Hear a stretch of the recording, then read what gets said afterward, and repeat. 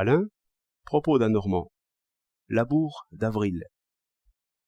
Au-dessus des sillons bruns, on voit onduler 3 vagues blanches qui se suivent. Bientôt, on distingue 3 paires de bœufs qui labourent dans un pli de terrain. La charrue est perdue dans la terre. Le bouvier est comme un insecte grêle, avec une longue antenne. Les bœufs développent une force mesurée. Le champ est encadré d'une verdure riche, serrée, veloutée, plus claire que le nuage. Les arbres fleuris entourent le village à mi-côte. Un bois sévère ferme l'horizon. Là-haut, avril bataille et jette un peu de neige oubliée. Un bleu profond se découvre. Les flèches du soleil frappent la terre ici et là. Je vois 2 pies négligentes. La vie est facile. Chante, bouvier, chante pour tes bœufs.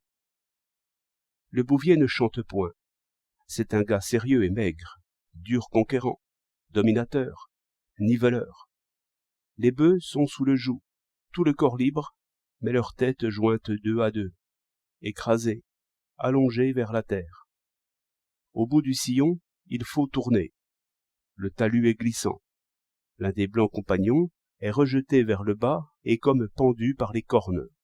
L'autre porte cette charge et tord le cou sous l'inflexible joug.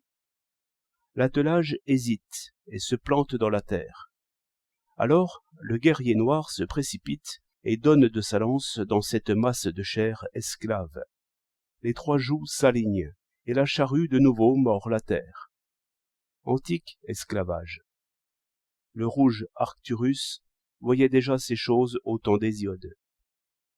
Lorsque les Martiens de Wells arrivent sur la Terre, ils s'occupent de sortir de leurs projectiles fumants et d'ajuster leurs machines.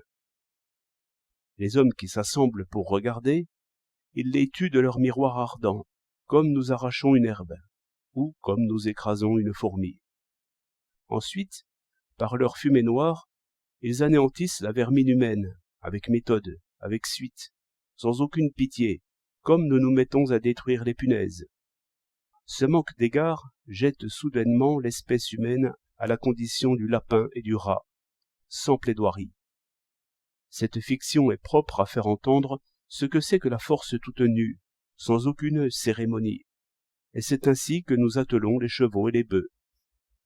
On vit quelque chose de semblable lorsque ces Martiens à figure humaine sortirent de leur auto, s'alignèrent devant les guichets et ouvrirent le feu. Depuis bien longtemps, on n'avait pas vu la force sans masque et sans façon. Et quelques heures avant, c'est ton auto qu'il nous faut. Phrase superflue, espèce de rite survivant. Autrefois, on faisait un dilemme, la bourse ou la vie. Mais aussi le gendarme disait, vos papiers. Instantanément, la riposte se règle sur l'attaque. Un coup de poing sur la tête d'abord.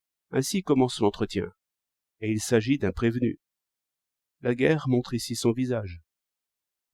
Après cela, des avocats, des témoins, des juges. Après toutes ces conquêtes et après toutes ces victoires, encore et plus que jamais la volonté d'être juste et d'établir la paix à coups de poing. Voilà ce qui est admirable. Chante, bouvier, chante pour tes bœufs. 15 avril 1912.